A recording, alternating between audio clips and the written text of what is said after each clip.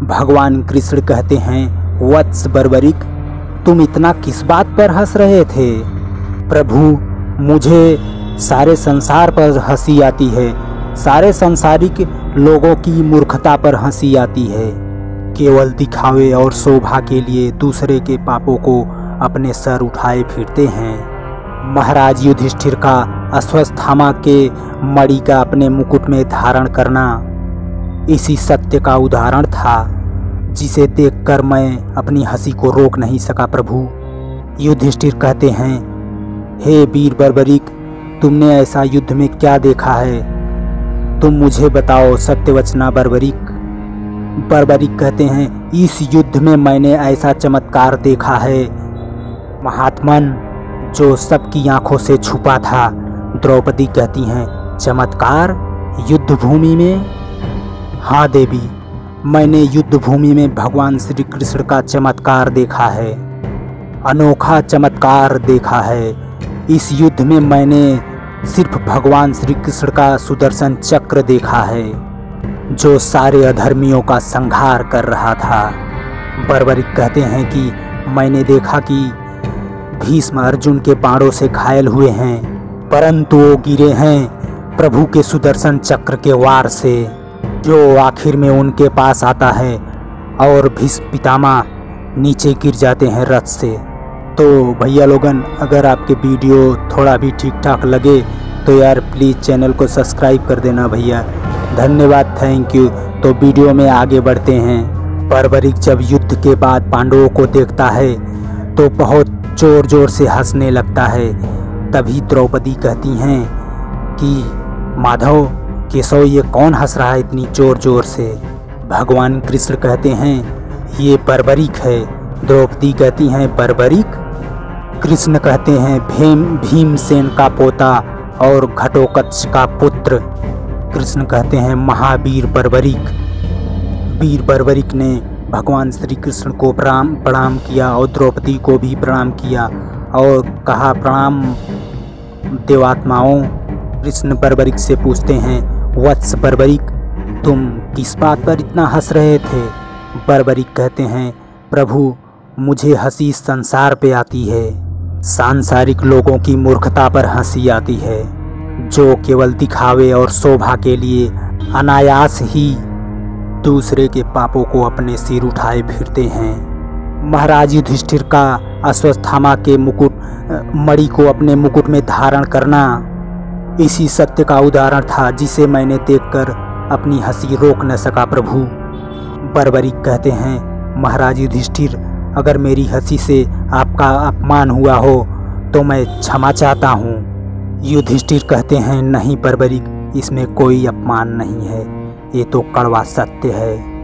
पर है तो सत्य, सत्य ही धर्म है, और आज तुमने धर्मराज को सीख दी है, तो इसमें अपमान भला कैसा?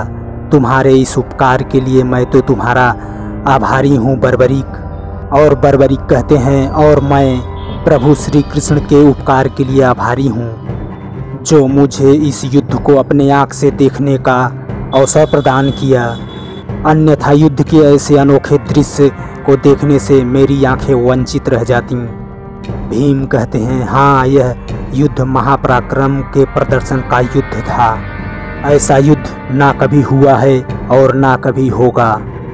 अर्जुन कहते हैं, हे वत्स बर्बरिक, यदि तुमने संपूर्ण युद्ध देखा है तो यह भी अवश्य देखा होगा कि इस भीषण युद्ध में किस वीर योद्धा ने अपने महान पराक्रम और शौर्य का प्रदर्शन किया है।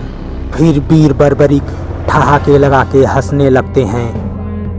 फिर भीम कहते हैं, हाँ बर्बरिक, बताओ किसने कितना संहार किया है?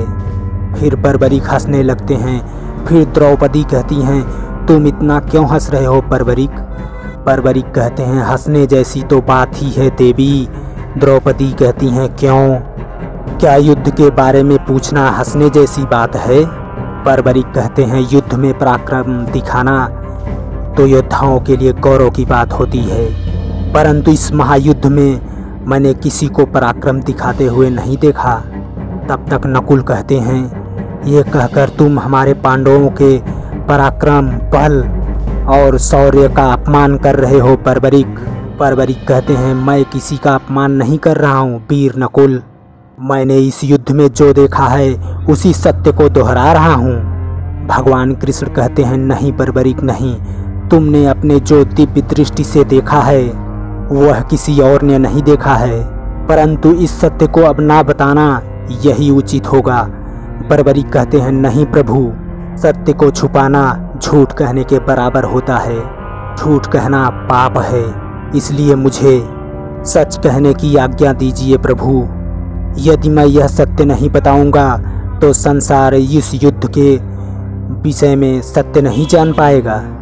भीम कहते हैं ऐसा कौन सा सत्य है जो हम इस युद्ध को लड़कर भी नहीं जान सके। बर्बरिक कहते हैं है, बहुत ही गहरा सत्य है। युधिष्ठिर कहते हैं हे सत्यवचना बर्बरिक, तुम मुझे बताओ इस युद्ध में तुमने कौन सा सत्य देखा है। इस युद्ध में मैंने एक ऐसा चमत्कार देखा है महात्मन। बर्बरिक कहते हैं इस युद्ध में मैंने एक ऐसा चमत्कार देखा है महात्मन जो सबकी आंखों से छुपा था। द्रौपदी कहती हैं चमत्कार।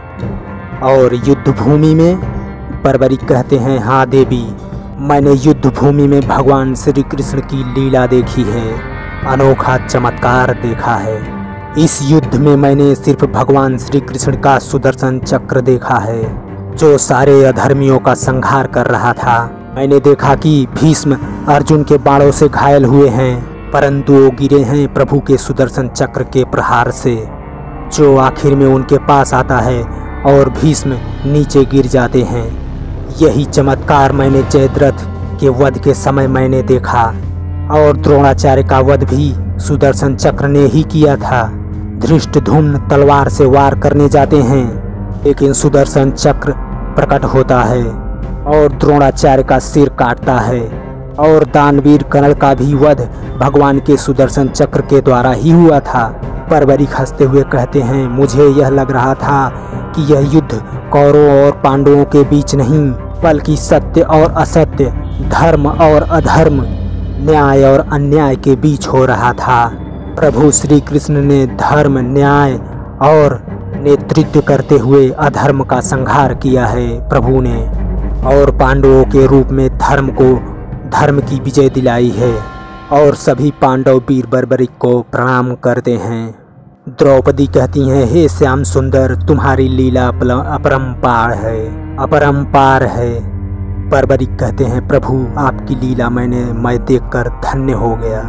आपकी जो अमृतवाणी ने गीता कही वो मैंने भी सुनी और मेरी आत्मा तृप्त हो गई।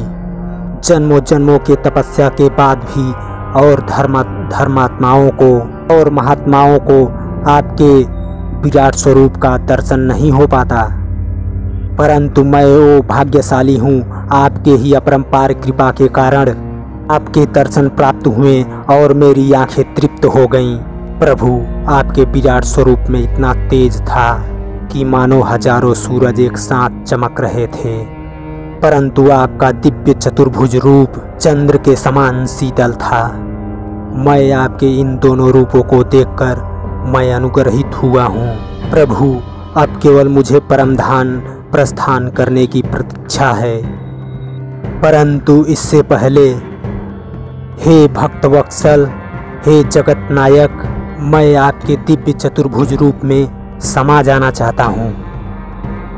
भगवान श्री कृष्ण आशीर्वाद देते हुए कहते हैं तथास्तु, और वीर बर्बरिक को अपने अंदर ही समा लेते हैं। तो भैया लोगन, आपके वीडियो कैसन लगा? अगर आपके ठीक ठाक लगा हो तो यार प्लीज़ चैनल को सब्सक्राइब कर देना भैया। धन्यवाद, थैंक यू, जय हिंद। भैया सब्सक्राइब कर देना यार चैनल प्लीज़।